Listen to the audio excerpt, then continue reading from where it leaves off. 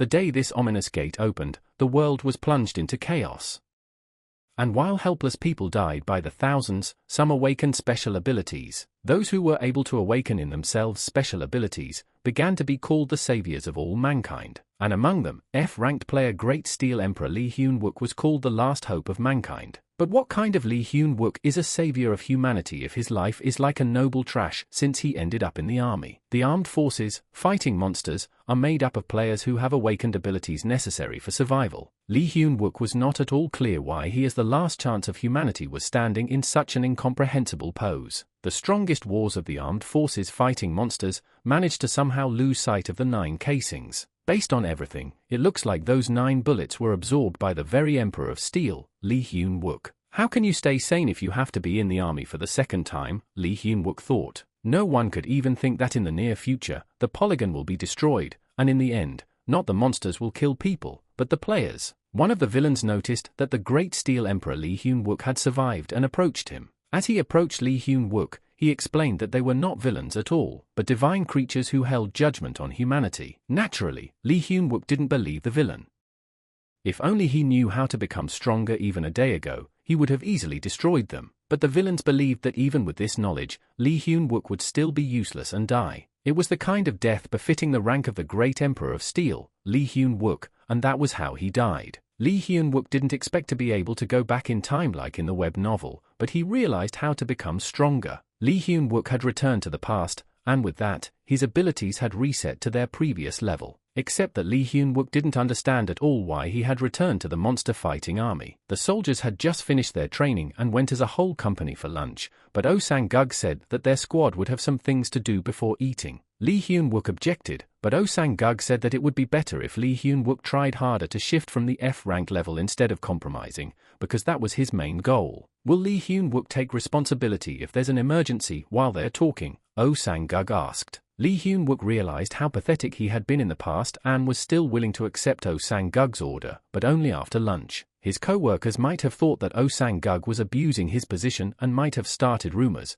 which was not desirable for him, because he had greatness in his future. Since Oh Sang-guk had given the order, the guys would try to finish the food as quickly as possible, and then quickly complete the task. Lee Hyun-wook warned Park Joon-mo that he had no appetite, turned around, and walked away. Oh Sang-guk suspected that Lee Hyun-wook was behaving strangely, as if he had been replaced. The scumbag Gordon Precy deserves to be treated completely differently for what he's done, Lee Hyun-wook thought. If Lee Hyun-wook hadn't made a fuss, he wouldn't have stayed there long enough to catch up to that scumbag in rank. But in any case, Lee Hyun-wook decided that it wasn't worth telling others that he could raise the rank for now. Meanwhile in the dining room, the guys noticed that all the spoons were suddenly missing and couldn't figure out where they were. The bayonet of the M7 knife weighs 140 grams. If Lee Hyun-wook increases the available weight, he will be able to control something besides it. The casings weigh only 1 gram and the spoons 1¼ each. It would take too long to return to the former rank. Lee Hyun-wook has 3 days to prepare, after which he must defeat a level 1 boss mob. At night, 3rd Brigade 1st Battalion guarded the 5th Namsan post. My partner noticed that Lee Hyun-wook didn't look like himself, but it was for the best. Suddenly, Lee Hyun-wook saw the possessed people and didn't expect to be happy to see them at all. He had been waiting for this moment for 3 whole days. Lee Hyun-wook has always been good at ambush attacks. I guess he's already equal to their first level. Life has given Lee Hyun-wook a second chance, and he certainly doesn't want to spend it the same way. Lee Hyun-wook knew exactly what the future could be like. He needed to eat steel to become stronger. This meant one thing: if Lee Hyun-wook ate everything, he would easily overcome all difficulties. Lee Hyun-wook covered his partner's mouth with his hand and admitted that he could feel the metal moving. The guy wanted to report it, but Lee Hyun-wook forbade him from doing so. After all, no one would believe that he could sense objects without seeing them, given his F rank. Lee Hyun-wook asked his partner to promise not to leave his position while he went and checked everything. And also Lee Hyun-wook asked his partner not to report it to his superiors or they might take away all the weapons. The fight was difficult and Lee Hyun-wook died because he was attacked from the back and the possessed tried to do the same. Lee Hyun-wook threatened them that if any of them tried to attack from behind again, he would eat them alive. Lee Hyun-wook was ready to start eating the insidious monster boss, but it was very difficult to find him. So, Lee Hyun-wook, after creating a trap, finally found the treacherous monster boss. The treacherous boss monster was able to grab Lee Hyun-wook's sword. But what a loser he was in the past, Lee Hyun-wook thought. The monster boss has his goblin gang on Lee Hyun-wook. He can't complain about one little scratch, because he'll be cut to pieces. The boss finally joined the fight, and it boosted the morale of his minions. But what was more important was that Lee Hyun-wook had a mana problem, and since things had turned out like this, if Lee Hyun-wook couldn't eat him, he was willing to die with him. But still, no matter how long it took, he was willing to eat the monster boss and return to the guardhouse. But suddenly Park Jun-mo appeared out of nowhere, and all the monsters switched to him. While protecting Park Jun-mo, Lee Hyun-wook missed everything as the boss monster turned out to be very vigilant. The commanders heard the shooting and asked the guys on the radio to report the situation. Lee Hyun-wook reported to them that a gate had opened in the territory of the 5th post. The monsters were goblins after the first skirmish. They had left and had no casualties. The commanders ordered the guys to stay in their positions, defend them and, most importantly, keep in touch. In the meantime, an emergency and full alert has been declared because a portal has opened in the area. Lieutenant Seo Yoon-ha, a paladin of the monster fighting armed forces, was already on full alert. But if she comes, she'll close the gate and take all the weapons like in the past life, Lee Hyun-wook thought. A legendary level item was found at the battle site, which belonged to the army from then on. In the past, this item was the main item that made Lee Hyun-ak nicknamed the Emperor of Steel. And if Lee Hyun-ak misses the chance to get it now, the next one may not come until 4 years from now, and history will repeat itself again. That was why Lee Hyun-ak needed to make it before the reserve group arrived to pick him up first. Goblins might try to sacrifice a human, they might show up in the center of the city, Lee Hyun-wook thought. But goblins hunt in groups, and in the center of town the population density is too high. Suddenly the guys heard over the radio that goblins had attacked the 6th post. Reporting to the commanders, the guys wanted to go to the 6th post to help, but they were again ordered to stay and defend their post, for they assumed that Lee Hyun-ak couldn't do anything with his F rank. Lee Hyun-ak decided to go to help after all, but Park Jun tried to stop him. After all, this time he won't just be restricted from traveling beyond his post, but will be sent to a court-martial. The 6th post is either archers or mags. They fight at long range and so will not be able to stand up to the goblins, and may die. Park Jun-mo thought that Lee Hyun-wook alone couldn't make a difference, but he wasn't going to go alone. He wanted to bring Park Jun-mo with him as well. The response team has moved in, but Post 6 still has to defend the area at the cost of their lives. The soldiers hid in the barrier and Corporal Kim Jong-ok was badly wounded. But if things continue like this, the barrier may not hold. But suddenly everything went quiet. The goblins were destroying the post, and would soon deal with the boys. They would take their bodies to the altar and rip out their hearts while they were still alive. Corporal Kim Jong-ok decided to end his life because it would be more painless now. But suddenly the radio said for the guys to get ready to shoot, aim for the lights at Archer's personal park and stay back. But it would take a whole group of guy-level shooters to put up resistance. What could they be up to, he thought. At the moment when the guy could no longer see where to aim, Lee Hyun-wook came to the rescue and took control of the weapon. Now Lee Hyun-wook's consumption has become more moderate. Shooter's destructive power is a good help. Corporal said he'd kill them. Well, the guy felt like he was planning to kill them all himself. Lee Hyun-wook ordered his partner to return to his position so that nothing could happen to him. The guy did as Lee Hyun-wook ordered, but he didn't make it back to cover in time and was grabbed by the boss monster. But with the help of his power, Lee Hyun-wook again take control of the weapon in his hands. Park Jun-mo unwound the monster boss. From the wound he received, the boss monster became very vulnerable and started running away from the guys. Lee Hyun-wook rushed to catch up with the boss monster, but his mana started to drain very quickly. But still, the boss monster didn't have time to run into the gate. Lee Hyun-wook used the last % of his mana to destroy the boss monster. The skills remained under Lee Hyun-wook, but his body was as weak as it had been in the past. He definitely needed to train. But suddenly, Lee Hyun-wook saw a divine light. It turned out that Lieutenant Seo Yoon-ha was already there. Lee Hyun-wook rushed to the boss monster to find the legendary adamantium item. He couldn't find it for a long time, but eventually he did and ate it. But suddenly soldiers came up from behind and asked that the guy raise his hands and state his name and rank. Since the gate was still open, the enemies were still in their territory, Lieutenant Seo Yoon-ha thought. Lieutenant Seo Yoon-ha was amazed that 3 ordinary soldiers defeated the monster boss. The lieutenant noticed that all the monsters had the same wounds. So it was the work of one person. The metal that Lee Hyun-wook internalizes is enchanted.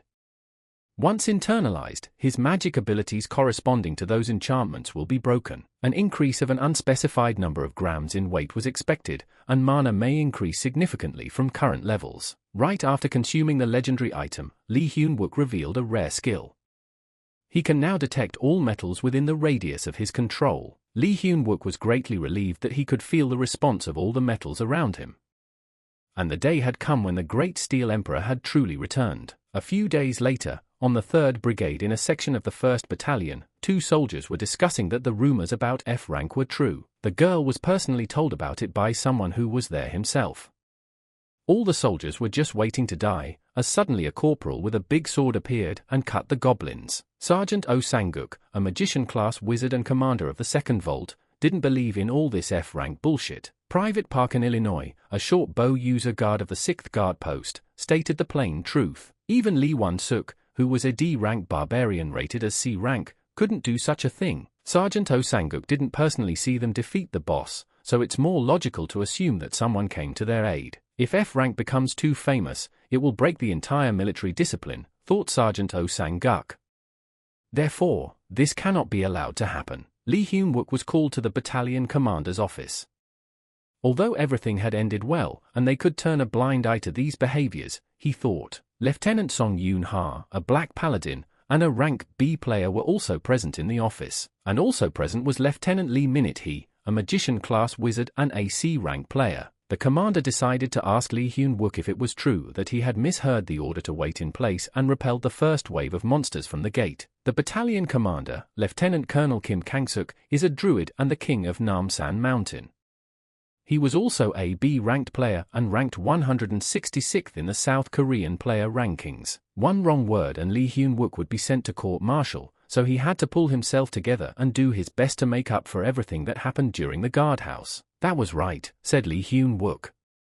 He was the one who witnessed the opening of the gate while he was on duty and reported it immediately. Battalion Commander Kim Kang-suk read the guy's report but couldn't understand his motivation. Normally, soldiers of his rank would have been torn apart. It seemed to Lee Hyun-wook that the commander was cheating, because during their training together, he always emphasized one thing. No matter what your rank is with anyone, if you study the Monster Fighting Tactics Guide, even with a D rank, you can stand up to trolls. From the battalion commander's words, it was clear that Lee Hyun-wook would have trouble building, but defeating the goblin was well within his power. Lee Hyun-wook had disobeyed the orders of the Central Command, but otherwise, without his support, everyone on the 6th post would have died. Lee Hyun-wook made a reasonable argument and thought it was now time to act on his emotions. For a true soldier, there was no concept of rank. Prepare for the worst and fight like it was the last time. This was what was always emphasized, so as a true soldier and subordinate of the commander whom Lee Hyun-wook respected immensely, he understood the importance of such principles. Lee Hyun-wook used tactics learned through difficult training and tried to put the strategy into action with other soldiers, risking their lives. The only reason Lee Hyun-wook was able to endure life in the army, where he is ridiculed and despised because of his rank, is because of the mindset that his commander laid down. His faith in his words was his backbone. So hearing that the commanders had changed their views, Lee Hyun-wook felt as if his whole life there had been a mistake. When Battalion Commander Kim Kang-suk was promoted to junior lieutenant, the gates began to open. He almost died fighting the orcs, but despite that, he returned to the army and became one of the first members of the military's monster fighting force. Lee Hyun-wook said he took his words as an example and believed in them, putting his life on the line for his comrades. Is it possible to send him to court-martial after that? After hearing all this, Battalion Commander Kim Kang-suk appointed Lee Hyun-wook as a junior sergeant. Lieutenant Lee Minute-hee stated that you can't let a person with an F rank become a junior sergeant. Thanks to platoon leader Lee Minute-hee starting to dissuade Kim Kang-suk, Lee Hyun-wook was able to buy himself some time by saying that he needed to think things over. But Lee Hyun-wook would rather live like a mouse and not draw attention to himself. Lee Won-suk started mocking the guy for lifting low weights and dishonoring their honor. If Lee Hyun-wook gets away with it now, Oh Sang-guk will start openly bullying him like he did in his previous life. Lee Hyun-wook was determined and offered Lee Won-suk to fight him. All the soldiers gathered to watch Lee Hyun-wook and Lee Won-suk fight. Lee Won-suk threatened that he would teach Lee Hyun-wook a very good lesson. Meanwhile, the ensign was greatly rejoicing that Choi Yoon-jun had the talent of a holy swordsman. Even though he's considered an ace at this point, there's another guy who's been dubbed a future ace, and he has the barbarian class. Choi Myung-ho, a warrant officer and combat instructor, about whom all information is kept secret. Choi Myung-ho had traveled a long way there, and the soldier decided to show him the ring that had been set up as if so he could watch the fight. But what's the point of that in a fight if Lee Won-suk can't hit his opponent, thought Choi Myung-ho. Oh Sang-guk was not happy that Lee Won-suk was losing.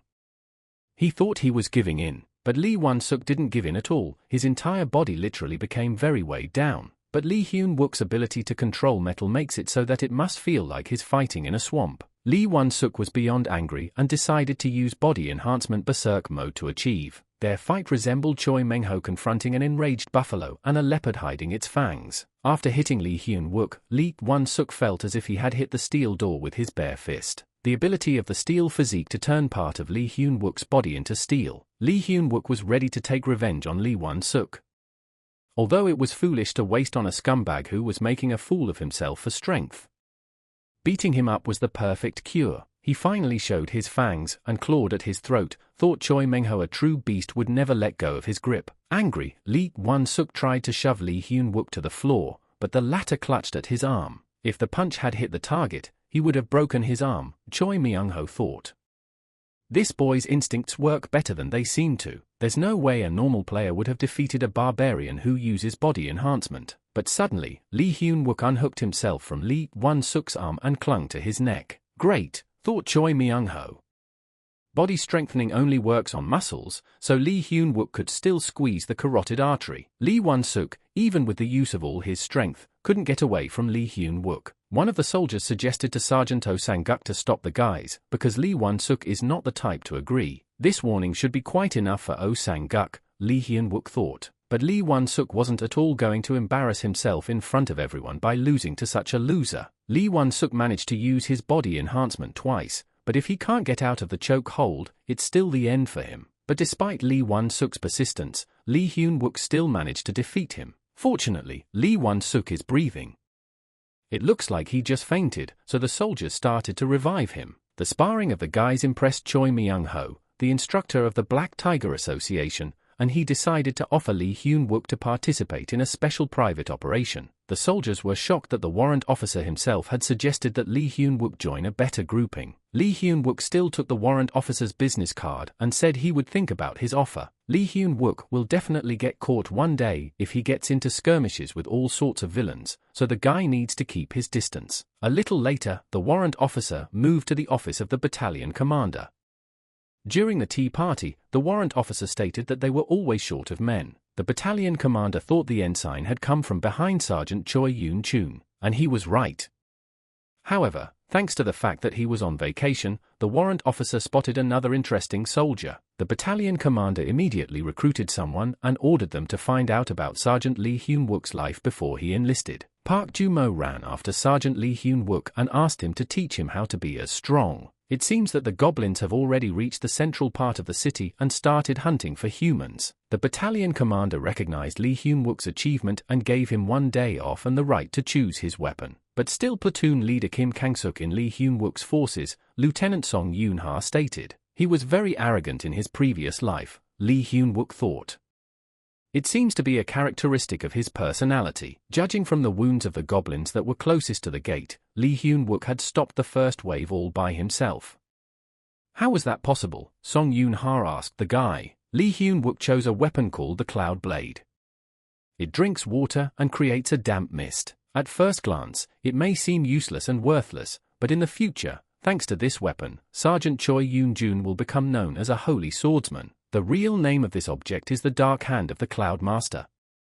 In the myths of the Tangun and Wonun eras, the followers of the three weather gods descended to earth. They were the master of the wind, the master of the rain, and the master of the clouds, the hands of the latter called the hands of darkness. The hands of darkness can also be interpreted as blades hidden among the clouds, which in turn belong to none other than the god of thunder. Unleashing their full power, you can use lightning bolts powerful enough to mop up a dungeon of medium-sized monsters alone. The combination of steel and lightning can't be defeated. This time, it should go to Lee Hyun-wook. Suddenly, sirens blared and announced that the gates to Itaewon had opened. Lieutenant Song Yoon-ha was wary that Lee Hyun-wook wasn't surprised, and also remained calm as if he was expecting it. The Blue Flower Guild was sent as reinforcements to the gate that opened in Itaewon. Lee Hyun-wook turned to the soldiers, for as they could already hear from the platoon leaders, this time the gate with the kobolds had opened. They may be small, but they use poisoned needles and gas.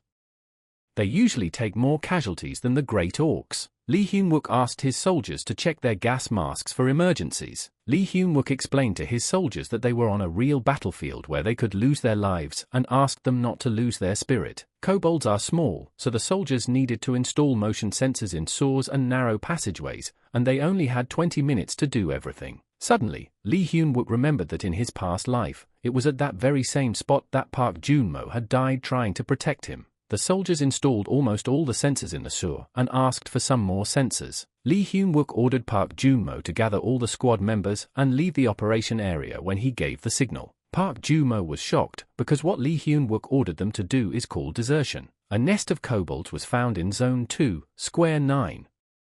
The estimated number is over 200. The commander ordered his soldiers to get in formation and use long-range magic. After penetrating the point, the commander also ordered the offensive squad to create a magic circle and maintain their positions. The soldiers attacked the kobolds and tried to push them back toward the gutters. Meanwhile, Lee Hyun-wook was rushing his subordinates to quickly install all the sensors in all the zones. Just then, Lieutenant Lee Minute-hee, a magician-class wizard, came over, and C-rank player Lee Hyun-wook would report to the lieutenant that according to the manual, they had installed motion sensors and marked the appropriate places with aluminum tape. But Lieutenant Lee Minute-hee felt that it was all these efforts that were useless since they were supported by the Blue Flower Guild. The lieutenant also warned that 1st Platoon would begin their operation in 20 minutes and ordered his support squad to get the antidote. Lee Hyun-wook didn't understand what was going on because the vice platoon leader had ordered them to stop the monsters from being able to get out from the rear and pass into the living area. It seems that Lee Hyun-wook forgot that he got his place thanks to a favor from the battalion commander. Did him a favor, the lieutenant thought. Lee Hyun-wook was the only boy in the barracks who had only fought in a real battle once, and he was going to teach the 2nd platoon leader something. Hearing that there was a fight somewhere, Sergeant Choi Song-ha, a MAC-class caster and AC-ranked player, ran over to the guys and asked what was wrong. That was why Lee Hyun-wook provoked the lieutenant so that the vice commander would come, for she was his weak point. The lieutenant was not confused and threw all the blame on the support squad, saying that they were failing and he was just explaining to them what it was like to be involved in real combat.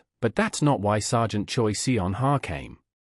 She came to say that Battalion Commander Lee Hyun-wook is calling Lee Hyun-wook, but Lee Hyun-wook still had unfinished business, and Sergeant Choi Song-ha volunteered to help him, saying she would finish installing the sensors and he could be free. Time was running out.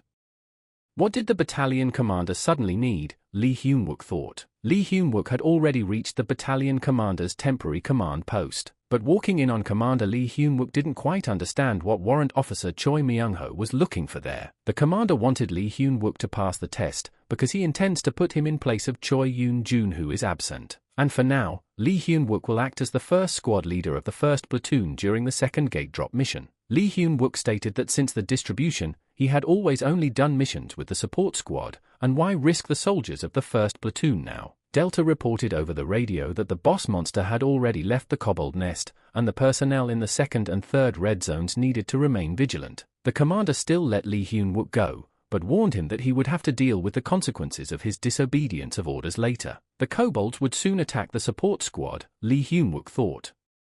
If we don't get there in time, the rear squad will be wiped out. Lee Hyun-wook rushed to his support squad, but the poison gas had already been released, which happened much faster than the guy expected. From behind the poisonous smoke, nothing could be seen, so Lee Hyun-wook decided to take out his cloud blade, which had a wet mist effect, from his inventory bag and doused it with water. The kobolds had already attacked the support squad and managed to wound Private on Minute Tai. Park Jun-mo ordered all the other soldiers to get into the war boxes as soon as possible and bring on Minute T with them. The vice commander was very scared. She could not recover because it was her first real assignment after the appointment. The soldiers of the support squad were already running out of supplies, and Park Jun didn't know what to do at all. Park Jun-mo remembered that the kobolds were obsessed with shiny things. He decided to pull out his weapon and attack the kobolds to take their attention away from the squad. Park Jun-mo ordered all members of the platoon, including the vice commander and the wounded, to flee from there. Park Jun-mo's pathetic electrical power is unable to kill even one monster, but he still has to use it to save the others. While running away from the kobolds, Park Jun-mo Lee Hyun-wook, who also ran to their aid. Park Jun-mo explained to Lee Hyun-wook that he was just trying to emulate him and wanted to take all the kobolds away. Lee Hyun-wook praised Park Jun-mo because he personally pulled it off. Now thanks to his bravery, Lee Hyun-wook will be able to enjoy the feast. Lee Hyun-wook was scattering those kobolds like seed shells, but he couldn't eat them because Park Jun-mo was standing next to him. Lieutenant Song Yoon-ha ordered the offensive squad to stay in their position and shoot the kobolds that leave the gassed area. Also take care of them with the Blue Flower Guild so they don't get to the civilians. Lee Hyun-wook definitely acts as if he knows what's going to happen, Lieutenant Song Yoon-ha thought. Private on Minute Day has lost consciousness and may die soon. He must be treated at once. The cover was being torn apart by the boss monster's spell is too strong, but one must hold out at all costs and not let them pass. The boss monster broke through the barrier and the kobolds were already approaching the squad, but suddenly they were distracted from behind by Lee Hyun-wook and Park Jun-mo. The fight was complicated. A whole mob of kobolds, along with the boss monster, jumped on the two guys and pelted them with poisoned needles. But using his metal control ability, Lee Hyun-wook gotcha was able to deflect the blow. But Lee Hyun-wook realized that the Dark Mage kobold was not commanding the kobolds, but controlling them. Therefore, scaring them away wouldn't help him buy time. It was dangerous for Lee Hyun-wook to fight alongside Park Jun-mo, so he decided to return with him to the fortification. Even though the guys were a little late to their team, but they handled a lot of kobolds. Lee Hyun-wook was informed that Private Minute Day was unconscious and the person in charge was consumed by a panic attack. But if the support squad's only healer is in such a state, they will definitely all be wiped out. With a little effort, Lee Hyun-wook managed to get Sergeant Choi Song-ha out of the panic attack. Sergeant Choi Song-ha immediately began to treat Minute Day, who was already quite ill. Minute Day had lost a lot of blood because of Sergeant Choi Seon-ha, but she wouldn't let go of her hands. Lee Hyun-wook borrowed their knives from the soldiers and rushed to take revenge on the kobolds and the boss monster. All the victims had gathered in the perfect place to hunt, Lee Hyun-wook thought. They must have gone crazy by now. Around the spot marked in the center, Lee Hyun-wook set up boxes and sensors in the right places. The only margin of error was in Zone A, which was commanded by Vice Commander Choi Song-ha. It's game over when Lee Hyun-wook gets to their leader who is pulling their strings behind the scenes. Lee Hyun-wook fought the kobolds alone, and they almost made him think it was already over, just like in his previous life. If Lee Hyun-wook didn't have a body enhancement, it was quite possible that this would have happened. Lee Hyun-wook finally got to the Dark Mage kobold and decided to settle scores with him. It was useless to resist the Dark Mage, for Lee Hyun-wook had put a great deal of effort into making sure that the only ones left on the battlefield were not the two of them. But if, like last time, Lee Hyun-wook threw his blades at him, he would just catch them. That's why you have to attack carefully. The Dark Mage kobold decided to attack Lee Hyun-wook from behind, but the latter noticed in time and deflected the blow. Lee Hyun-wook thought that the Dark Mage kobold needed to get a rise out of him, and using his steely physique, the guy attacked him and knocked him down. The Dark Mage kobold has no idea how many times since returning to time, Lee Hyun-wook has imagined the moment when he would finally get his revenge. When the Dark Mage kobold's mask is destroyed, he will no longer be able to use his magic. Lee Hyun-wook spent very many years being crippled by a Dark Mage kobold. Lee Hyun-wook's revenge was for the members of his squad that the Dark Mage killed in his past life, but mostly his revenge was for Park Jun-mo who died trying to save him. Without thinking for a long time, Lee Hyun-wook pierced into his heart with a cloud blade that absorbed the blood of elite monsters and took their energy. After finally killing the Dark Mage kobold, Lee Hyun-wook changed the first event from his past life that had been plaguing him. And also by killing the Dark Mage kobold, Lee Hyun-wook obtained the Devil Medallion, which contains the power of the devil race of demons. It is the highest level item among the medallions. The Inferno Devil Medallion belonged to a certain necromancer whose army of the dead was hell for human survivors. He was humanity's worst enemy. There was almost no information about him. The only thing he and Lee Hyun-wook had in common was the pumping feature. After returning to time, Lee Hyun-wook hid the fact that he could raise his rank because of him. Past life Lee Hyun-wook barely managed to finish the fight in his blue lava golem workshop and get a measly copy of Inferno. The poison gas was already dissipating, and Lee Hyun-wook needed to eat the Inferno medallion quickly. But suddenly, the beautiful Lady Catherine Yu, who was the head of the Soul Blue Flower Guild Soul Strike Squad, burst into the battlefield. Yu Hina is the second daughter of the head of Blue Flower, the strongest guild in Korea, and a rank A player. Lee Hyun-wook perfectly realized who was in front of him, because of all the villains who had destroyed humanity, she was the one he definitely wouldn't forget. It was Yohina who caused the death and murderer of Song Yoon-hee in her past life. Song Yoon-ha warned Mrs. Yuhan that she was at the battleground and asked her to remove herself. Yohina was taken aback by Song Yoon-ha's insolence. After all, a soldier should address others by their rank. Song Yoon-ha should refer to Yuhan as the head of Seoul's Blue Flower Strike Force. Suddenly, the commander arrived on the scene. When he saw Yohina, he greeted and thanked her for the reinforcements from their guild. Well, an authorized entry into a battlefield without prior approval is not allowed even for members of the Blue Flower Guild. The battalion commander still asked Yuhan for the location of the combat operations, but Yuhan had important business there. Leaving a lipstick mark on her business card, she slipped it into Lee Hyun-wook's pocket and asked him to call her. The battalion commander announced that from now on, Sergeant Lee Hyun-wook would be commanding the Kobold mop-up operations. Civilian rescue takes priority. The battalion commander gives him the authority to assign squad members. The commander also asked Lee Hyun-wook to report back to him personally on the outcome when he had sorted everything out. A week later, Lee Hyun-wook's body had finished internalizing the metal of the Devil Medallion. Lee Hyun-wook's body is still too weak, so it's painful for him to process all this, but he's been through this once before. Vratan and the kobolds, who underestimated everything, caused a large number of incidents. Fortunately, Sergeant Choi Song-ha brought Private on Minute Day out of critical condition and he was taken to a military hospital. After the incident, Lee Hyun-wook gave up on the idea of trying to protect everyone alone and began training the members of the support squad to at least stand up for themselves. This led to two problems. First, Sergeant Choi Seon-ha started bothering Lee Hyun-wook a lot after that day. Second, Battalion Commander Kim Kang-suk said that the operation in Itaewon convinced him about Lee Hyun-wook. The battalion commander has a dream of creating the perfect military culture where rank doesn't trump beliefs, and he wants Lee Hyun-wook to help him achieve it. 3 days later, it was finally time for Lee Hyun-wook's vacation, and on the first day of his vacation, he received a new ability by fulfilling special conditions. Finally can stop doing something that causes gossip like his doing something weird in the restroom, Lee Hyun-wook thought. In the current state, there is a possibility that Lee Hyun-wook won't be able to handle the next gate. Therefore, Lee Hyun-wook decided to make full preparations during his vacation, because it was time to truly make an impact on the future. It's time to make a real impact on the future. Choi Seon-ha hasn't had a vacation in a long time. The army sucks, said the girl, trying to light a cigarette. What's up with this lighter again? The girl asked a passing guy Lee Hyun-wook for a light. The guy was surprised and didn't expect to meet his vice commander. Choi Seon-ha unconsciously showed her true nature. The guys decided to take the train together. The guy and girl sat next to each other and drove in silence. It was very awkward to meet Lee Hyun-wook like this on the street, completely by chance. The girl asked the guy, this is his first vacation in a while after all. His parents must be happy. But the guy's parents were already both dead, and the guy exclaimed about it. They died when the guy was still a kid. This situation embarrassed the girl even more. She had already regretted asking the guy about it several times. But the guy realized it and said it was okay, that he had a hard and lonely time back then. But as he got older, he found people who became like a new family for him. His new family were friends or co-workers or comrades in arms. Yes, the latter sounds appropriate, thought the guy. For days and 3 nights in this short time the guy must fully prepare for what awaits him in the future.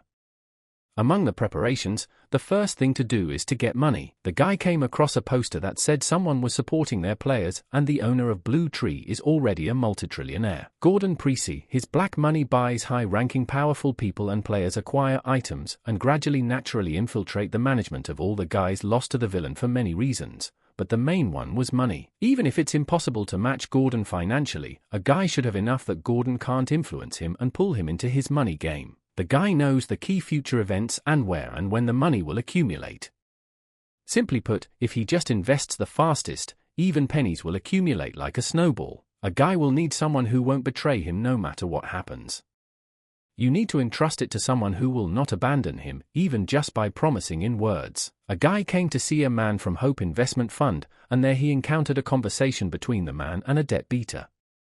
The debt beater didn't care about the guy. He called him a master swindler, so all he had to do was provide the rest of the money after the rest of the work was done. The man tried very hard to find, but the debt beater refused everything, saying that the man was thinking of asking him to be a bodyguard at the event. That's humiliating for a debt collector. The guy who ran up the debt was named Lee Won-chul. He hadn't seen the Tin Man pilot in a long time. He even heard that the guy had awakened. The guy didn't think they were on good terms enough to be happy to see each other.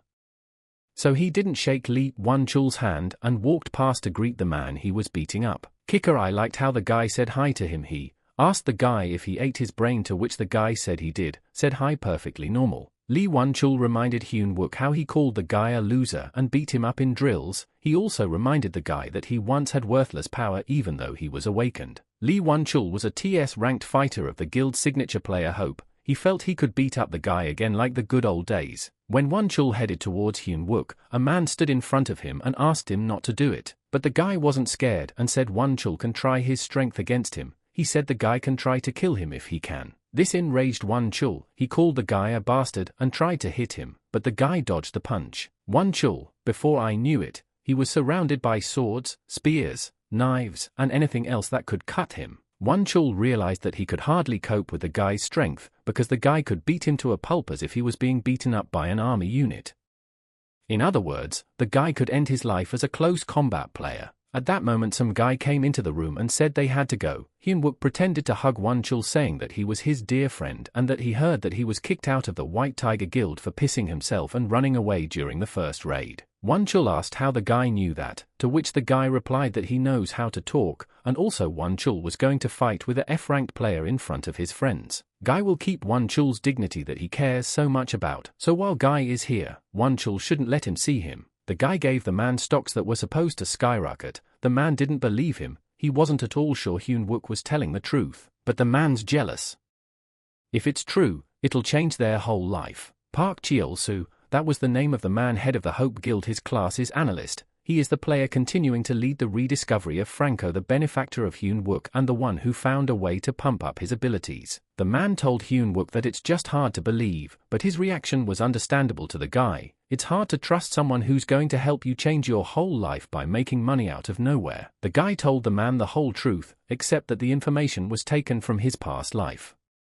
At the same time, the guy showed the man a correspondence with the battalion commander, which made the man believe the guy. The guy told the man he wanted to entrust him with all his investments, 20 million won. It's not a lot of money, but it's all the guy has from his parents. This investment was a way to repay the man for the warmth he received in a past life when he had nothing. In the future, humanity will encounter extraterrestrial beings who can communicate.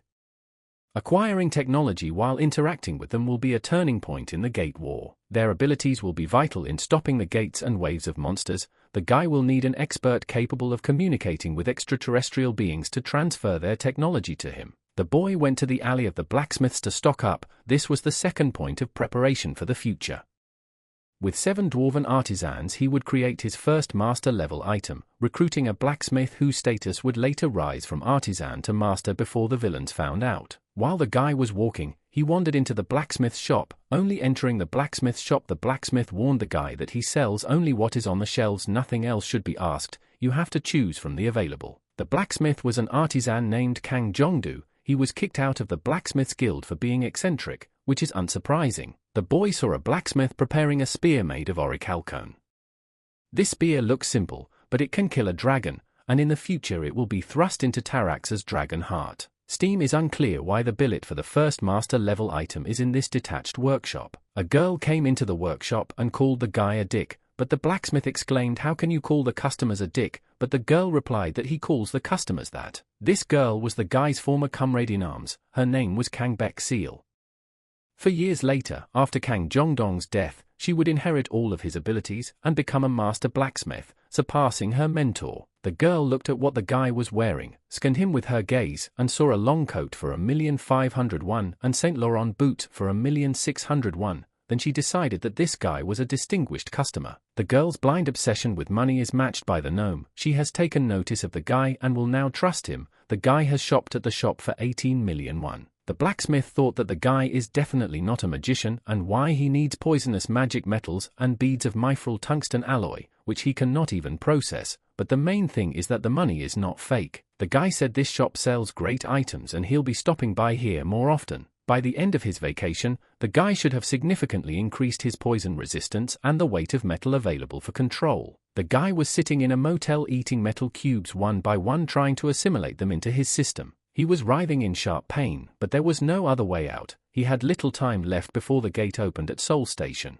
During this time, he was found in a motel by a white-haired debt collector who wanted to pay the guy back for something he'd done a couple days before. By that time the guy had mastered all the metal and poison dice and became stronger. Metal resistance became level 2. The guy of course expected more, but the second level of metal resistance is at least available for weight control. It allows the guy to control 610 blades. The guy also mastered a powerful ability that destroys metal. With it he will be able to destroy almost any equipment in one fell swoop. It is very good that this ability fell to him. Suddenly a white-haired guy kicked the door of Hyun-wook's motel room, but the guy was not even surprised because he is a soldier, but he has a lot of inhibitions. The guy asked the white-haired guy to leave. "Bullshit," said the white-haired man and rushed to kill the guy. He thought the guy was afraid he was going to die, so he made up some bullshit. But when the white-haired man tried to hit the guy he was surprised because the guy's hand had turned to metal. Hyun-wook suggested that the fight should continue outside or else civilians would intervene, who at the time immediately flew out of their rooms to see what was going on in the motel. The white-haired man tried to hit the guy thinking he was bluffing again. 2 days ago maybe the guy was bluffing, but definitely not today. After dodging, the guy immediately hit the white-haired man. He fell to the floor and the guy asked him it was nothing compared to what Lee Won-chul did to him. Why go that far? Lee Won-chul considered that the guy was just lucky to make one lucky hit. For the white-haired man it didn't matter that civilians might get hurt. The guy thought the white-haired guy had lost his mind and he only wanted him, and the only chance to minimize damage to the building was to jump out of it. The white-haired guy thought the guy was running away from him and immediately rushed to hit the guy to keep him from running away. He succeeded. The guy flew out of the motel. The guy landed very well. He may not be able to fly as freely as he did in his previous life, but using the abilities of steel physique and metal control in conjunction allows for some control over his body. Lee Won-chul suggested that it looks like Lee Hyun-wook was given some cheap buffs, but his pathetic tricks won't work on him. There were a lot of civilians watching the guys, and since Lee Hyun-wook was a sergeant, he couldn't answer his blows out of spit. If people interfered with their fight, it could ruin Lee Hyun-wook's plans for the gate on the station. Lee Won-chul suggested to Lee Hyun-wook to get rid of this nuisance if it's all about the audience. It looks like Lee Won-chul planned to destroy the building, and didn't realize at all that there were innocent people there who had nothing to do with Lee Hyun-wook. Using his ability called Metal Punch, Lee Hyun-wook broke Lee Won-chul's leg. Lee Hyun-wook asked Lee Won-chul one last time why he had gotten this far. There must be a reason why a rat like Lee Won-chul who was chased away from the wolf pack is squeaking. Scoundrels like Lee Won-chul with Mana's greatness don't deserve to be players because they always become villains. Lee Hyun-wook warned Lee Won-chul to never get in his face again, or else he would definitely not get off with 1 foot. Lee Hyun-wook was in a hurry because he couldn't miss the chance to save his comrades and take revenge on the villains, and getting rid of the likes of Lee Won-chul. The next day, Lee Hyun-wook wrote an application to the Special Awakening Commission for Lee Won-chul. An official from the Special Commission for the Awakened stated that Lee Won-chul is a very troubled and angry person. A staff member encounters a somewhat ranked player for the first time in his service, who came out of battle without much injury. Lee Hyun-wook joked back, saying that he was just lucky that the armor suddenly activated. All his life, Lee Hyun-wook had thought that the F rank was a stigma, and it helped him avoid suspicion. At Seoul Station, the number of civilian casualties from the gate that opened at 15:24 is 745, excluding the first, second, and third waves.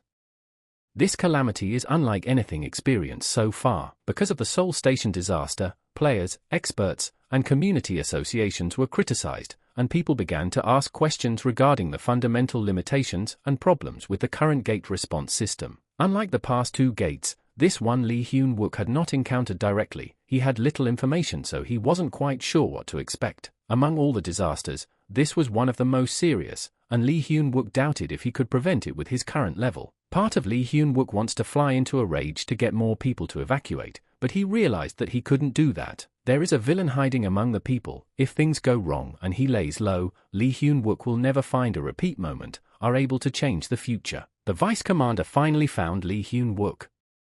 She heard that he was taken to the police station last night.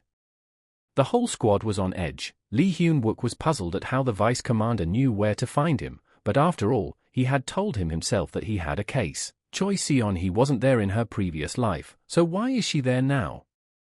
Is it because Lee Hyun-wook changed the past? Choi Seon-ha really wanted to know what he was doing in the ward and demanded an explanation. But Lee Hyun-wook didn't have time for chatter, he had to stick to the plan. Lee Hyun-wook ordered Choi Sung-ha to run away to where the gas masks are when signaled by him. Suddenly, a huge black blur appeared over the city, which you can enter but not exit. To enter the area requires a minimum of level 15, and to get out, you must survive 6 hours or kill a boss monster. Suddenly, an unknown creature jumped out of the portal that had appeared on the ceiling right at the people. Lee Hyun-wook ordered the vice commander to first take shelter in a safe place and get a gas mask from the passenger medical station. But Vice Commander Choi Seon-ha is also a soldier and is definitely not going to escape alone. Choi Sung-ha is not a combat unit, so she will stay behind and help evacuate civilians and treat the wounded. The commander, talking to the general, suggested that Sergeant F. rank Lee Hyun-wook be promoted to officer because he believed that the promotion of a talented fighter should depend on mechanical ranking. Ranks are not related to player levels, they are just a baseline set in the player training center to determine a player's performance and suitability during combat. When a player's level increases, commanders adjust rank, but underrated abilities die on the battlefields. But the general of the 3rd Brigade of the AFBM, Choi Jun-chul, ranked 31st in South Korea, who was a rank A player, was not very pleased that the commander was trying to teach him something. All veterans are part of civilian guilds, who will turn to the VSSM if they make a F-ranked player an officer. The general realized that the lieutenant colonel saw something in this boy, but a bug is just a bug. Suddenly, the general received news of the appearance of a gate in the post area of the 1st Battalion is the Seoul Station area, and the event is called the Unfortunate Case. Unfortunate affair, a common disaster phenomenon that appears in special areas, has a debuff that can harm the player or create additional rules that make the task harder. Even veteran player C, rank commander of the 2nd Defense Squad of Seoul Station, doubted that the fire attacks would work. The commander of the 2nd Defense Squad of Seoul Station, Jung Man-hoo, ordered to turn on the frost rune and bind this spider's legs. Given its size, Jung Man-hoo doubted it would last long, and contrived to distract the spider himself while his legs were tied up. But this monster was a venomous armored spider. It had a steel skin that couldn't be damaged by normal attacks. Lee Hyun-wook decided to test himself and used his ability called Metal Strike. Although his mana was quickly consumed, he was still able to wound the venomous armored spider. It seems these powers are enough to stop the gate, Lee Hyun-wook thought, and not only stop it, but also take all the rewards for mopping it up. Lee Hyun-wook decided to test if the spider inside was as hard as steel, and using the rotation of the metal, he was able to straighten out the poisonous armored spider. Jung Man-hoo was shocked that the entire garrison couldn't even lay a finger on this monster, and Lee Hyun-wook handled it alone. Jung Man-hoo had seen many A-ranked players in countless raids, but he had never met someone as laid back as Lee Hyun-wook. Lee Hyun-wook knew for sure that the first wave wasn't over yet, but he also no longer had any doubts. The gate at Seoul Station would be closed by him alone. The 1st and 3rd Battalions were already in place, and their commanders ordered them to set up a red zone the size of 6 circles. One of the blue flower soldiers suggested to gather all the mage players and use beating magic to destroy the dome. But they won't succeed because the dome is magical and created by the system, and until all the requirements are met, it can't be destroyed. Lieutenant Kim Kang-chok, battalion commander of the WSSBM, asked the Blue Flower Guild, "Yuhan, how many blue flower players are less than level 15? Yuhina explained to Lieutenant Kim Kang-chok that the best guild didn't have players like that. Yuhina asked the lieutenant if he really planned to send a rescue squad there, since that would be tantamount to sending them to certain death. But there were over 800 civilians in the building, and how can you put the lives of the military above them? Meanwhile, Lee Hyun-wook used his steel physique and after controlling the metal and ordered the guards to freeze him. Lee Hyun-wook, along with the rest of the soldiers, managed to destroy the poisonous armored spider. A player of Lee Hyun-wook's level wouldn't take the subway or train, Jung Man-hoo thought. So how did he end up at this station? Jung Man-hoo's entire plan was ruined. He didn't expect to fail on his first mission. Jung Man-hoo's main assignment was to wait for the venomous iron spider to weave a nest near the first gate at Seoul Station in order to get promoted official villain. Lee Hyun-wook asked Choi Sung-ha if all the civilians had been evacuated in time. The spiders were huge, so they divided the people into small groups and evacuated them to rooms to which a narrow passageway leads. Luckily no one was badly hurt. Lee Hyun-wook was sure that there was a second gate, but if he started checking every person, the one he wanted would probably escape, and when the second wave started, he would have a new chance, so he had to get ahead of it. The commander assigned Lieutenant Lee Minute to command the operation to liberate the station. It was very difficult for a commander to send a low-level squad into the battlefield, but lives and civilians depend on them and they have a duty to protect them. The second gate opened, and a new list of tasks popped up for John Manhwa. John Manhwa had to kill at least 500 civilians by any means and deliver an item obtained from the elite monster of the second gate, called the Evil Seeker, to the Villain Alliance. These missions have the potential to change John Manhwa's life, because if he completes them, he will be accepted as a villain. Lee Hyun-wook realized that Jung Man-hoo was exactly who he was looking for. Jung Man-hoo wanted to hide among the civilians until the guards were killed during the first wave. And just in case there were more players among them, John Man-hoo disguised himself as a security guard to drive suspicion and then kill everyone. His real name was Yang Ju-seop.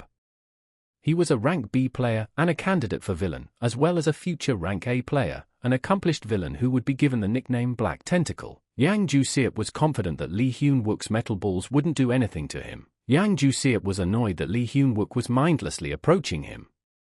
After all, Lee Hyun-wook's attacks couldn't do anything to him. Yang Ju-seop's strength lay in the cannibal tree. He could easily devour Lee Hyun-wook's arm and digest it along with everything else. Yang Ju-seop suggested that Lee Hyun-wook turn a blind eye to everything, and then he would get all the rewards for passing the happy case. But Lee Hyun-wook didn't fall for that trick, because in his previous life, Yang Ju-seop had done the same thing. The soldiers did not know which gate had opened, which is why they acted together when entering the danger zone. Lieutenant Lee Minute was surprised that there were no civilian casualties at all in the battle zone. The soldiers explained to him that it was only because of the members of the WSSM that everyone had been evacuated. The soldier was outraged that Lieutenant Lee Minute spoke ill of Lee Hyun-wook and put him in his place. Suddenly the vice commander came running up from behind and reported that the civilians had realized there was a second gate and were rioting. The civilians thought that really the soldiers were just using them as human shields to buy themselves time. The guard with the scarred nose was suddenly very curious as to who was spreading such nonsense to civilians. Meanwhile, Lee Hyun-wook was doing his best to destroy Yang Ju-seop,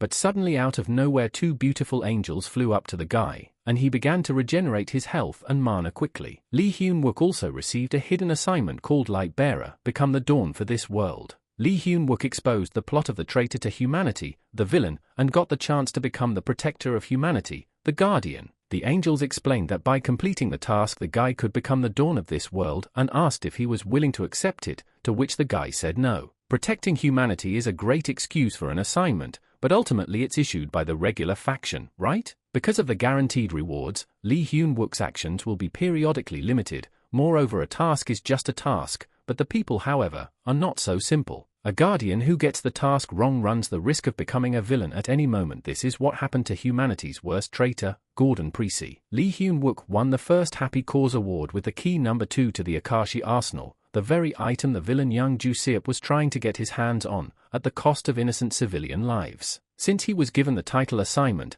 there's no doubt that he served the villains, and of course Lee Hyun-wook will keep it to himself and make a proper mockery of the vile villains in this life. Yang Ju-seop is such a bastard, Lee Hyun-wook thought, because he's even causing a commotion now. The civilians were displeased with many things and refused to trust the rescue squad. After all, there were only 6 of them, and how could those 6 people save them? Lee Hyun-wook explained to the civilians that they had no other option but to trust the rescue team, because if the second wave started, everyone would die. Lee Hyun-wook warned that the second wave would soon begin and all civilians should hide as best they could, and the guards and squad leader were ordered by the guy to follow him. Lieutenant Lee Minute was greatly annoyed that absolutely everyone obeyed Lee Hyun-wook. Jun Mo took care and brought Sergeant Lee Hyun-wook his blade and Vice Commander her book. Lee Hyun-wook asked absolutely everyone to come up to him because he has something to tell everyone. The spiders that appeared during the first wave were not mentioned in the practice guide, so thanks to Lee Hyun-wook's metal skin and sack guard, managed to stop them, but something was clearly missing in the unfortunate case. Lee Hyun-wook thought that it was just about the first wave. Happy Cause is an event that will take place from several stages. During the second wave may appear monsters that use poison, given that everyone should wear gas masks in advance.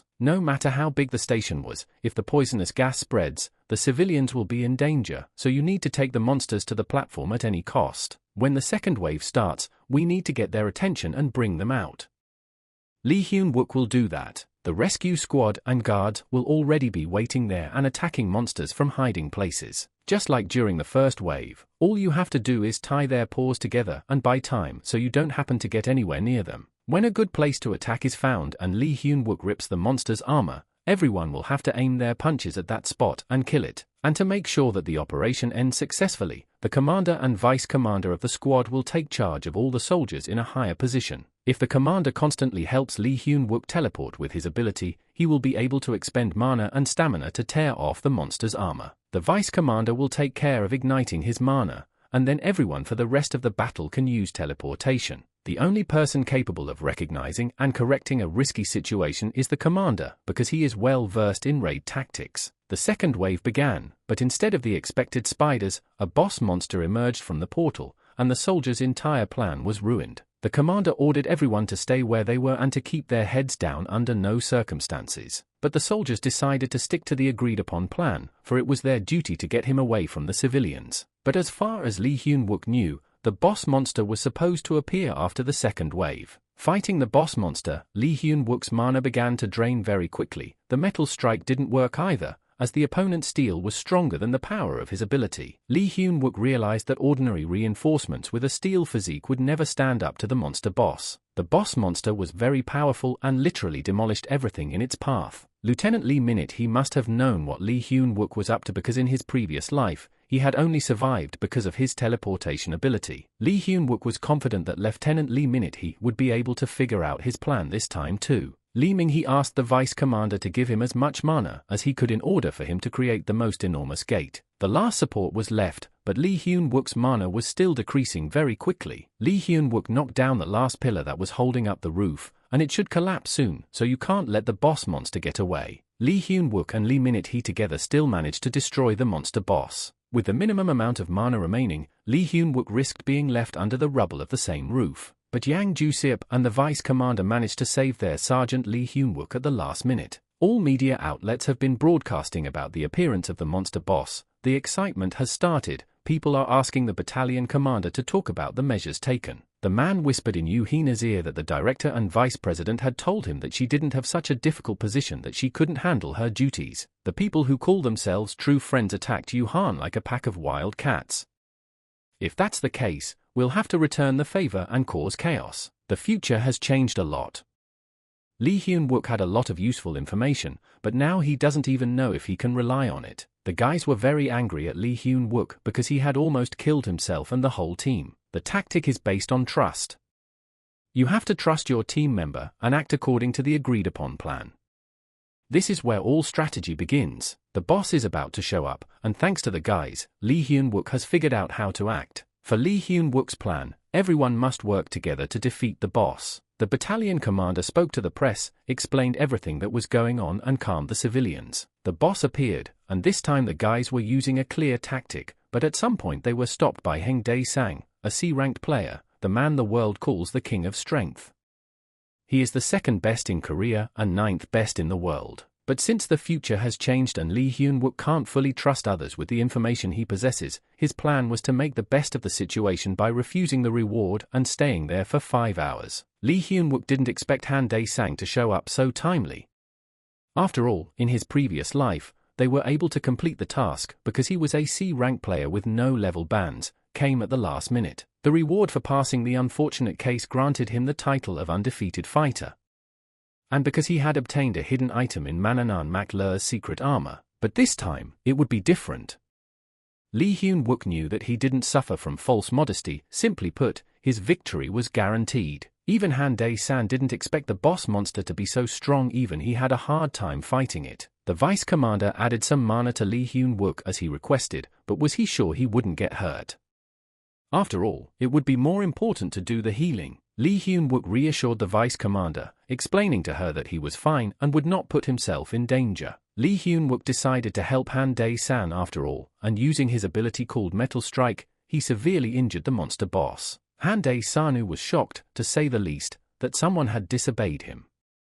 After all, he had asked everyone to stay in their seats, but it seemed to Lee Hyun-wook that this was too immoral a deal, even for a C-rank holder. Lee Hyun-wook's team stood their ground until the death threat passed, and Han Dae-sang showed up at the last moment, making himself look like a hero. Lee Hyun-wook won't even let Han Dae-sang get his hands on that damn item. Lee Hyun-wook was still able to defeat the monster boss in less than 5 minutes and remove all inhibitions from the area. The condition of the Shoal Station was terrifying, but the people there got out of there alive. Han Dae-sang earned second place in the rankings, and he too will be given a reward for helping him kill the monster boss. Lee Hyun-wook was given a reward of Mananan Mak Lear's secret armor for killing the monster boss. Mananan Mak Lear's armor has heroic level A, and also has the ability to increase armor level during combat. When filled with mana, it creates a thin layer of transparent armor over the skin, making secret armor easy to carry and store. Killing monsters makes up 7% of the contribution to the tasks, which means that it doesn't matter who tried earlier, Han Dae-san stated, because his contribution is much higher. Han Dae-san was in his 6th month of training in seclusion when he had to run to the rescue to make up for the wasted time. He should get a minimum heroic level item. Han Dae-san asked for his reward, wondering where it was, but the guy replied that the reward wasn't his, that they were the ones who stopped the second wave and the boss, and Han Dae-san should say thanks for getting second place in the rankings despite fighting for a minute at most. Han Dae-san began to explain how the system worked, that killing monsters accounted for 7% contribution to the task. No matter who tried earlier, his contribution was much higher. Han Dae-san wondered how the guy was going to place a heroic level item. The guy thought Han Dae-san was joking. How does he have the nerve to argue about time and compensation with him, the man who had to go back to the army and do all sorts of shitty work? Han Dae-sang started to claim that the guy didn't realize who he was messing with, but the guy quickly calmed him down by saying that Han Dae-sang could talk any nonsense about secluded training or his contribution. It doesn't matter, because if the guy had to claim fair compensation for everything, the time spent in combat, no reward would be enough. After Han Dae-sang said that, he rushed to beat the guy up, but Battalion Commander Kim Kang-suk, a druid with the nickname of Namsan King of the Mountains, showed up just in time and stopped the fight by pointing out that the gate had already closed. The guy pretended to just praise Han Dae-san for doing a great job in this fight and his honor to face such a fighter. The battalion commander asked the guy if he was all right, to which the guy replied that he was in perfect health. Han Dae-sang shouted for the guy to return to the fight, but he was immediately stopped by the second daughter of the head of Korea's strongest guild, Yo Haeung. She also pointed out to Han Dae-san that the whole country was watching them right now, and if he made a mess of things, no one would be able to keep it quiet, not even the blue flower. After these words, a teleportation portal opened, through which the Brigadier General came to them. The general was surprised that the King of Power was still there, and he also noticed that the Blue Flower's daughter was still there, so he thought there was a problem. The daughter of the Blue Flower assured the general that there would be no problems. What problems could there be since the gate was closed? To which the general replied that there could be no problems if the Blue Flower was in business. The Blue Flower's daughter asked Han Dae-san, why was the station in such a state? His mission was to clear the gate and avoid being damaged by the second wave. Han Dae-san has the level to handle it, but he didn't destroy the station and didn't get the first place even though he fulfilled all the conditions, so the daughter of the Blue Flower will have to fulfill her promise. The girl was very much surprised that the great Han Dae-san C rank didn't get first place on the pitifully unfortunate 15th level case. But suddenly she heard the general talking about how the military records indicated that the guy could control up to 300 grams, but judging by the current report that figure was much higher. Unless there was an error in the records, the guy should have an F rank. The general became interested in the guy's personality and invited the guy out for a walk. He wanted to ask him a couple questions. The guy agreed to go along for the ride in the sense of staying on guard. Brigadier General Choi Jun-chul is not a man to be trifled with. Because of his powers, the Brigadier General has earned a reputation as a tactical nuclear weapon and also an incredibly intelligent man. The necromancer feared him more than anyone and tried to kill him several times. The Brigadier General asked Lee Hyun-wook to report what happened, but the guy was ready for it. He knew that the general was suspicious of him because of his unusual actions that went against the records of his abilities. The guy began to talk about how not too long ago, when he caught his second elite monster, his abilities suddenly improved, and an achievement message labeled Rise of the Unearthed appeared. Instead of the 300 grams, the general said the guy could now control about 17 kilograms and gained a couple abilities. The guy also asked the general that this world should not find out that a rank F player could become stronger. The general praised the guy and said that he did an amazing job and that he was rewarded for it. He offered the guy to choose some item, maybe magic armor or something else. The guy can choose himself. The guy decided he could ask for a weapon he wanted to get, but he doubted even the general would be able to get it. The guy asked the general for one of his prized heroic level items. The general replies that they can talk about it again when Lee Hyun-wook has a medal on his chest, a special offer for the guy. The guy wasn't expecting to get anything out of the old chameleon, for he changes the subject in an instant, but it was still good that they ended there. The guy would be able to stay in the shadows for a while longer. A few days later, the guy digested all the heroic level items. After this chain of events, the guy found the key to defeat the boss. It's Private Park Jun-mo. Suddenly from nowhere, Private on Minute Day walked through the door. He had received orders to return to the support squad from the military hospital and arrived for duty. Future honors are important, of course, but guys are surrounded by more important things. He walked over to the Private and hugged him, thanking him for coming back to him in one piece and for coming just in time for the start of training. Lee Hyun-wook believes that as long as he's around these guys, he has someone to trust his rear end to. The phenomenon of multiple gates suddenly opening in a certain area is called a wave, and in the near future, the wave will sweep across Seoul. The only person who knows about it is Lee Hyun-wook. Will he be able to stop the wave alone? Will the guys be able to survive in such conditions? Now he knows for sure that they won't. The ones on the guy's side have to get stronger. That's the only way the guy will be able to save them. The guy took his team to the training center, even though ordinary people like them shouldn't go there.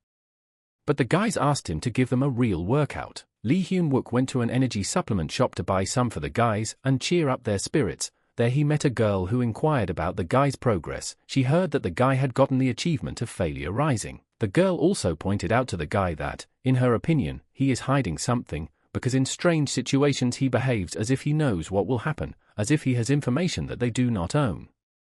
But the guy started to deny it. He was afraid that the girl knew something, but their conversation was interrupted by an announcement that Lee Hyun-wook was asked to immediately go to the office of the battalion commander. What could be the matter? Why guys call the battalion commander before the promotion ceremony is still a few days away? Coming to the door, the guy heard a conversation that they want to send them somewhere, but someone in the office arose because if the guys go there, they are doomed to die. When the boy entered the office, the battalion commander and General Choi Jun-chul were there. The general told the battalion commander that he would explain everything himself. A couple of days ago, a red gate opened in the territory of Shinrin. The Blue Flower had already gone to this gate, but the news came that the third raiding party of the Blue Flower was exterminated. They were defeated. And the red gate is given a problematic third level. After 3 fruitless attempts to raid the gate, the organization admitted that it lacked strength and asked 2 or more organizations to join. Entry requirements are level 18 or lower and no more than 30 players. The general was told that there was a zombie dungeon there and it was impossible to leave until the raid was successful. But the guy was surprised by something else. He didn't remember such a thing ever happening before. But the guy realized that if there were zombies, the commander of the army of the dead, the necromancer, was involved. The general explained that that arrogant guild had buried a lot of their talented newcomers and still failed. Dungeon clearing is a guild matter, so there was no need for their squad to participate in it, but he thought that the guy was perfect for such a task. The guy said that in his previous life there was no such thing. Besides, if there are zombies there, the case may be connected with the necromancer. The guy is obliged to go on a raid. He agreed, which surprised the battalion commander. But first, the guy figures he has to get something. However, he doesn't think he can go to the gate with the weapons he has. Guy reminded the brigade general what they talked about last time. If the general gives him the failnaught, he will definitely pass this raid. The failnaught is a one-shot arrow that cannot be missed. It was used by Tristan, a character who appeared in the legend of King Arthur. Despite its incredible accuracy and magic dispelling effect, it can only be used once, as it is difficult to get back up. Even in the hands of a brigade general, such a treasure is an extreme measure, but in the hands of the man controlling the metal, things are completely different. The general's point was that then this is a deal, not a favor, and the guy would have to take all the responsibility if he failed. But the guy replied that high risks usually pay off decently and he was willing to take those risks. Sending leaders to command a raid in a dungeon is a common thing, but despite this, the general sends a guy, a common soldier. Perhaps it's because of his feud with the head of the Blue Flower Guild. If the guy passes this raid, it will be a perfect victory of a common soldier over an elite Blue Flower player, and even if he fails, his failure will not be the reason for the raid's failure, as the guy only joins as a support for the Blue Flower. The guy's success will put an end to the WSSBM's accusations of uselessness, and also wins the war of nerves against the Blue Flower Guild, plus the general has agreed to give the guy Failnaught. The outcome doesn't matter, it's a win-win situation for the brigade general, but the guy isn't going to just let himself be taken advantage of. He warned the general about Failnaught, this reward promised to him last time, and if he can handle this raid as well, he'd like another reward. When the boy returned to his team, they had already tackled the training ground. From the rank, it turned out to be nothing for the guys. Lee Hyun-wook praised his squad and warned them that they were going on their first solo mission. 2 days later, the guys arrived at the Red Gate. Since this is a zombie dungeon, they will use bullets filled with holy water. The recoil from them is more powerful than normal ones, so they need to use them carefully. The squad arrived at the Blue Flower Guild's camp, after which Lee Hyun-wook was immediately invited to a meeting. The other teammates realized that they were not welcome here. The Blue Flower Guild's laners talked about how the support squad consisting of the rank and file were manned by people of the lowest ranks. They considered the support squad to be a burden, but at the same time, one of the Blue Flower Guild members let it slip that they were here on a search operation. The Blue Flower Guild members decided that once they were inside they would abandon the support squad and go alone. When the guy approached the meeting hall, only the daughter of the Blue Flower Guild leader was there. Apparently the fact that she couldn't determine the guy's rank and gave the business card weighs heavily on her, but the guy didn't ask for it. The girl made it clear to the guy that on this mission, they would just be helping the Blue Flower Guild for nothing, so when they entered the gate, the guy's team shouldn't do anything that could interfere with the Blue Flower Guild, they should just stay out of the way. The guy realized that Blue Flower only agreed to help the privates because the girl thinks that Lee Hyun-suk will obey and do as she wants. Lee Hyun-suk claimed that his squad had the same right to participate in the raid as the Blue Flower Guild, but the girl only smirked and said that the guy's squad wasn't capable of going after the boss. To this, the guy offered the daughter of the Blue Flower clan head Yoo Hyuna a bet. If the guy's squad catches the monster boss before the Blue Flower, then Yoo Hyuna will give the guy what he asks for. The girl replied to the guy that he hardly understands what it means to argue with the daughter of the Blue Flower clan head, otherwise the guy's life will belong to her. He doesn't know what Yo Haeang is hiding, but if there's something hidden behind the gate, he has to get it. The Blue Flower Guild still entered the red portal first despite the bet made by Lee Hyun-wook and Yo Hyuna.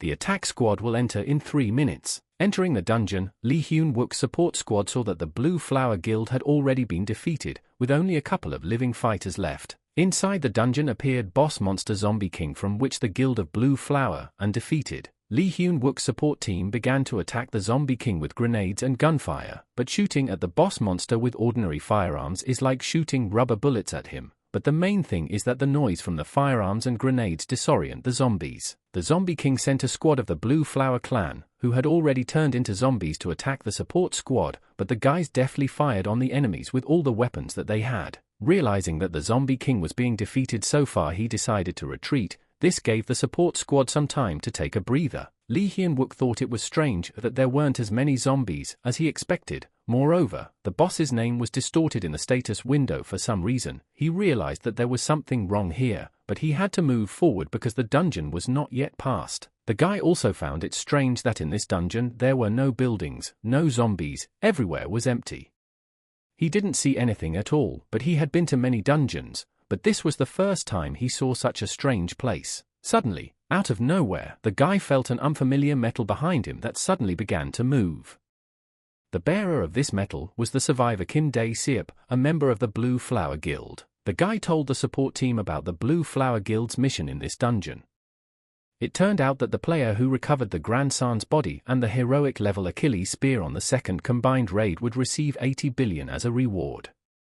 The Blue Flower Guild's top priority was to retrieve the spear, so that's why Great Yoo Haeong was so cautious in the dungeon is the spear of Achilles. The chairman's second grandson failed the first raid and didn't return the spear, which is the symbol of the Gugwang organization. All of a sudden, Lee Hyun-wook suddenly began to feel many different metals. The sensations were coming from the monsters nearby. Their number was over 100 and growing. Lee Hyun-wook warned everyone that they were in danger and ordered the squad to recharge with potions. The potions will continuously replenish health and mana for 6 minutes, but the guys weren't going to attack anyone at all. The squad was going to escape, only Lee Hyun-wook should fight. The man attacking the squad thought their best plan was to sacrifice one comrade and run away. Only cowards do that, but he didn't know who he was dealing with. To the Blue Flower Guild member, it seemed strange and reckless that the team's plan appeared to be to abandon the commander and run away, but the team members assured him that their commander was definitely not a careless person who would lose. The iron beads with divine power that Lee Hyun-wook controls can also explode, and the noise can make other zombies go crazy. Among the zombie gnomes, the guy smelled a metal of a completely different level. This metal belonged to a human, but who was he, a villain or a helper? The enemy felt that the iron beads with divine power that he thought were strong weapons, and the guy's energy was already running out, but he didn't expect that the shards of the beads that Lee Hyun-wook had blown up earlier could also harm the zombie dwarfs. Lee Hyun-wook used the steel rain and free fall technique, thus defeating all the zombie dwarfs in one fell swoop. Lee Hyun-wook's squad, meanwhile, was leading the zombies away from their sergeant so that Lee Hyun-wook could concentrate on the main enemy. When the squad managed to get the zombie away from Lee Hyun-wook, the enemy realized that the guy wasn't bait at all and the squad had prepared very well for going to this dungeon. He hadn't expected such a thing. At the same time, Lee Hyun-wook was trying to figure out why this man entered the gate, what purpose he is here for, and why he has teamed up with the zombies, if his enemy is the very person he is thinking of. The man with the snake on his shoulder decided to taste Lee Hyun-wook's blood. He was taken aback by the guy's question of whether he was a necromancer. No, he wasn't a necromancer, but how did Lee Hyun-wook know about the necromancer? If the guy wanted to die peacefully, he better tell him how he knew about the necromancer. Lee Hyun-wook evaluated the situation and realized that dead zombies don't revive, so his enemy was a necromancer, but he was definitely related to him. The guy doesn't seem to realize the situation he's in. How dare he ignore the demon's question? He asked how the guy knew about the necromancer. Demon decided to teach the guy a lesson. If it wasn't for the fusion of Mananan Makler's secret armor with the rest of his physique, Lee Hyun-wook would have already cut off his arm. After the reflected blow, the demon realized that this was not the way to strike at level 18, because the guy had easily repelled the attack and the demon was sure that this guy had long surpassed the red gate's level restriction. Guy wondered to the demon how the hell he'd gotten into that gate, and at the same time he noticed that shards of divine beads were burning into the demon's skin. The player who is being damaged by divine power is a devourer of other players, so his enemy is not a demon at all, but a vampire. His tribe of villains destroyed the WSSM when it was discovered that a wave was coming to Seoul. The vampire realized the guy wasn't going to answer his question. You decided to cut off a couple of his limbs to make him talk. The energy of the heroic level weapon is the Spear of Achilles that Gugwon's organization is looking for. If the true power of the spear is revealed, even the fusion of secret armor and steel physique won't help the guy.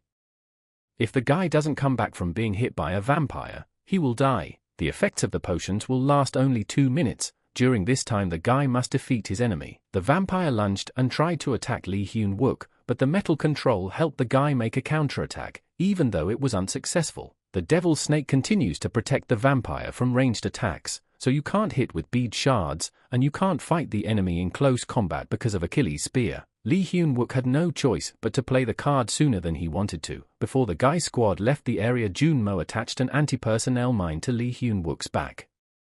It was to signal that the guy had used all of his abilities. Blowing up an anti-personnel mine, the daring vampire was defeated, and the vampire himself, Lee Hyun-wook, was pierced by Tristan Failnaught's arrow. It's useless to try to take out the arrow. Lee Hyun-wook's power is embedded in it, so it's not easy to remove it. The vampire doesn't have to worry about anything. If he answers the guy's questions, he'll die immediately. Meanwhile, the surviving guy tried to dissuade the support squad and by extension Lee Hyun-wook's team to give up the thought of helping their commander. While Lee Hyun-wook fights his enemy, the guys have a chance to escape while the monster boss is nowhere to be seen. Their commander is probably already dead. The guys need to hide immediately. This was the opinion of the surviving guy. But the guys from the support squad believed in their commander, because the commander did not signal that the commander spent all his forces. Suddenly, in the distance, the boys saw Claymore explode, which meant that the commander was fighting to the limit. The surviving guy was even glad that Lee Hyun-wook had signaled and suggested that they contact someone on the radio and wait for the business unit.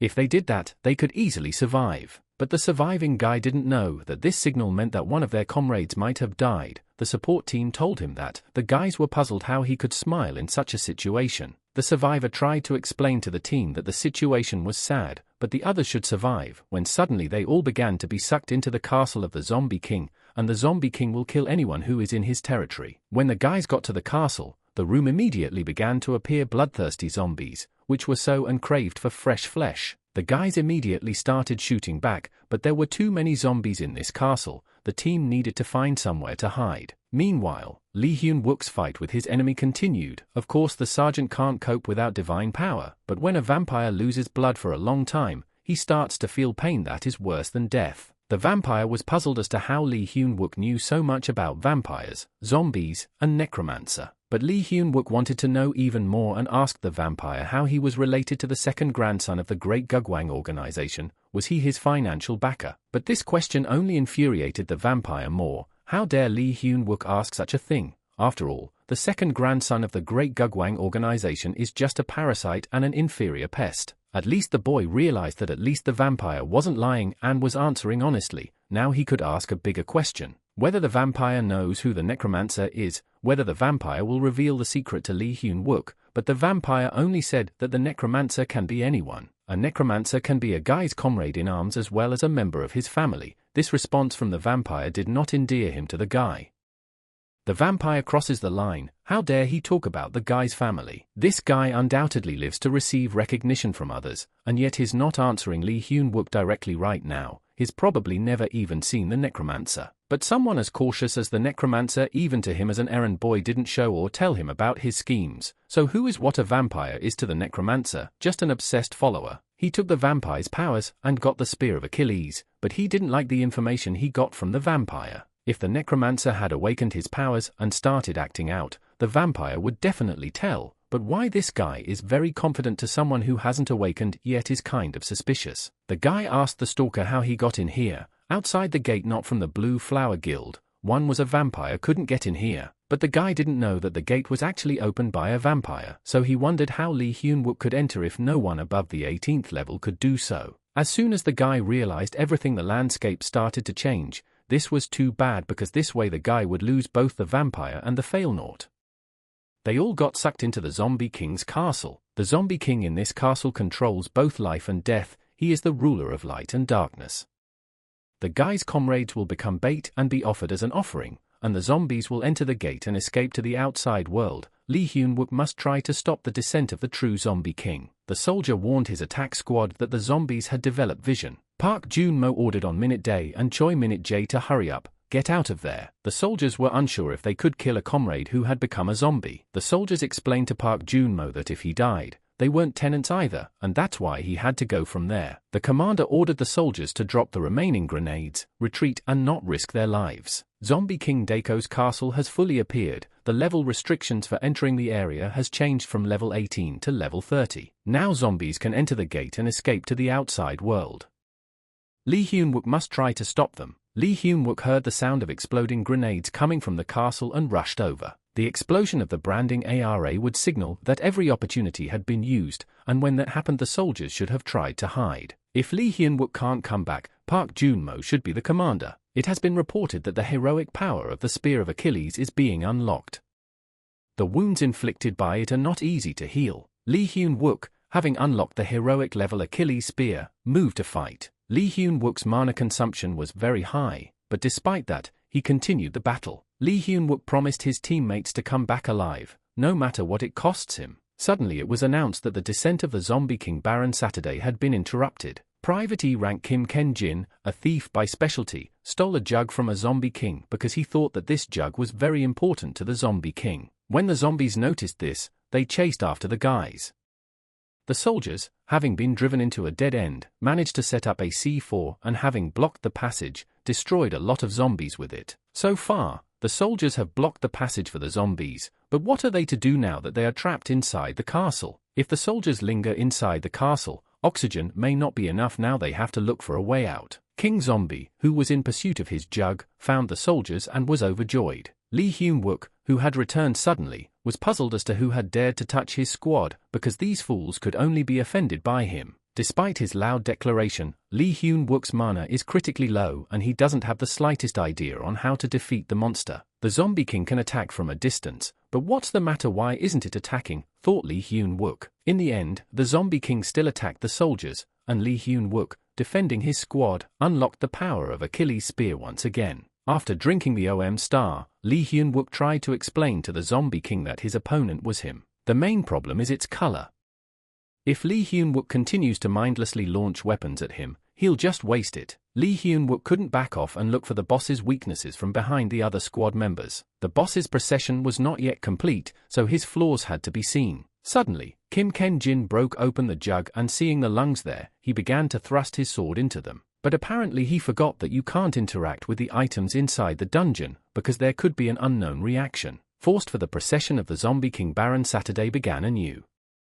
The spirit of unfinished death runs through the Zombie King. Lee Hyun-wook realized that his jars served the same purpose as the canopies that held the organs of the mummies. Is there a Zombie King is like a mummy, then his soul is in his heart, which is the weakness. While he let his guard down, relying on the barrier, Lee Hyun-wook has a chance to destroy him. But the Zombie King's body healed very quickly due to the effect of the descent. As the soldiers entered the dungeon, and Ming Ti's level began to rise at a dizzying speed. The last time he rose up was when on Minute Day blocked the Zombie King's strike, and with that, he reached level 20. Because of the constant damage, forced resumption by descent has been discontinued. The monster was unable to stop the destruction of the body, and yet it doesn't continue to attack, Lee Hyun-wook thought. While Sergeant Lee Hyun-wook was recovering mana, the soldiers amicably decided to distract the monster. The soldiers were weak at it, and so Lee Hyun-wook, without filling up his mana, went to their aid. Defeat the king in zombies by destroying his organs.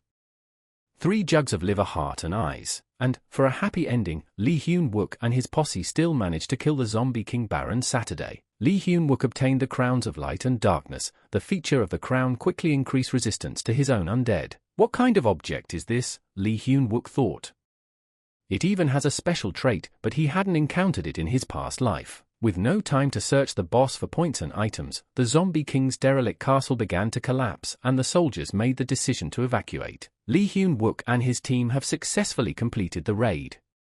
The gate will be closed soon and the boys need to get out. The entire squad must consist of players up to level 53, and unauthorized blue flower participation will later become an issue. Did the second-rate interrogators from the army sweep the red gate? Thought the head of the blue flower. The head of the blue flower decided to find out what happened to her team when they entered the gate. Lee Hyun-wook replied to the head of the blue flower that when he and his squad entered the gate, it was already too late. The blue flower head still didn't believe Lee Hyun-wook that they had handled everyone alone. Lee Hyun-wook replied to the chapter that everyone would soon be convinced of the truth of his words when the gate analysis came. Also, the head of the blue flower asked the guys if they had seen the spear that was there for the guild member who became a zombie. Lee Hyun-wook replied that he hadn't met any spearhead there, and judging by the endless change of topics, it seems that the head of Seoul's blue flower strike force is trying to avoid agreements. The head of the Blue Flower Guild stated that she wanted Lee Hyun-wook to join the Blue Flower Guild, ensuring that he would be treated in the best way possible. General stated that he has a huge to file a formal complaint about the Blue Flower. The general is also thinking of sending an official document regarding what happened for discussion with the Steel Guilds. The general was overjoyed that his contribution to the raid was 100%.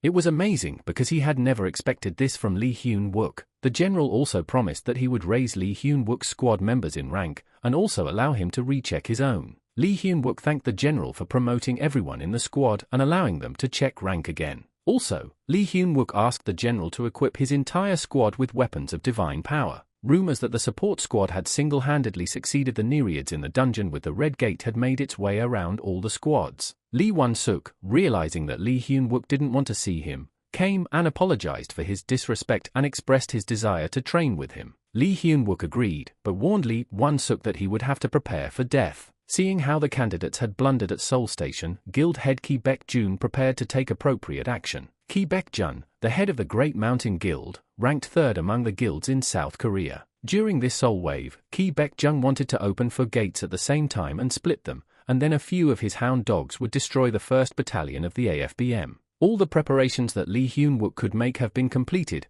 and there was no use worrying anymore. Lee Hyun-wook has no choice but to face the future, whatever it may be and whatever awaits him. Sitting on guard duty, the guy suddenly noticed a silhouette at the entrance, but suddenly Lee Hyun-wook realized that it was the damn Seoul wave that had started. The daughter of the commander of the order suddenly has an ominous premonition. Later, coming out of her room, she notices that the entire military leadership has been taken over by snakes. Suddenly the girl was attacked from behind by the same necromancer. She couldn't understand who it was or why he was attacking her. The place where the girl's holy power touched was instantly burned, along with the ability to recover. It was a waste for a necromancer to kill such a beauty, but her death would definitely be at his hands. suddenly seeing the ridiculous flow, yet the girl realized it was the same wave they hadn't expected so soon. The necromancer had heard of the girl's ignorance, but still thought she should be pickier of those around her before acting arrogant. The necromancer would have loved to play with the girl longer, but time was of the essence, so he advised her to say goodbye to her life. The girl didn't even bring any weapons with her. She had to fight, but her consciousness was leaving her. At the last second, Lee Hyun-wook managed to run in and saved the girl from the necromancer's hands. Song Yoon-ha was clearly at a loss as to what Lee Hyun-wook was forgetting there, but the guy had clearly come to save her. This time, no matter how hard the necromancer tried, he would definitely not be able to escape Lee Hyun-wook's hands. In the meantime, tried to hold the gate until the rapid response unit arrived. Arriving at the battlefield, the rapid response squad didn't even have time to shriek before they were all wiped out. Sergeant Choi Yoon-jun, who had arrived on the battlefield, had monsters sucking all the rum, and he was clearly not happy about it. After destroying all the monsters, Sergeant Choi Yoon-jun took on their ringleader, ordering her to pay for his rum. She obviously didn't expect to see Sergeant Choi Yoon-jun there, because she had been told he shouldn't be there. No wonder he's being called a powerful candidate for the Holy Sword seat, she thought, so the battle will be fought at top speed. Even though Sergeant Choi Yoon-jun was careful because of his metabolism, because the alcohol wears off faster that way, he was still able to fend off her blows. Choi Yoon-jun was much stronger than she had anticipated. The girl began to worry and think about how she could get out of there. Choi Yoon-jun put her down and told her to sleep. He would arrange the interrogation a little later when he was done with everyone. Choi Yoon-jun ordered her to be tied up and explained to the vice commander that he would report back when he finished cleaning up. One of the soldiers let Choi Yoon-jun use his weapon with holy power so he would destroy everyone. But he refused the soldiers' help, for that way he would be bored if they died too quickly. The fact that the necromancer is still alive means that his boss doesn't know about Lee Hyun-wook yet. Judging from the necromancer's reaction, Lee Hyun-wook hit right in the bullseye by stating this. Lee Hyun-wook had been feeling guilty for a long time because he had let the necromancer go. But with a different level of weapon, the necromancer was on a completely different level than before, and Lee Hyun-wook's pathetic beads of holy power were no match for him. That's lucky, Lee Hyun-wook thought. How many of these mana reservoirs worth 1,000,000,000 each are there? The necromancer was sure that he would tear Lee Hyun-wook apart and he wouldn't even be able to lay a finger on him. Lee Hyun-wook used the Crown of Light and Darkness item, but was penalized with a 10% mana reduction. After creating a weapon with holy power, Lee Hyun-wook was able to kill the necromancer.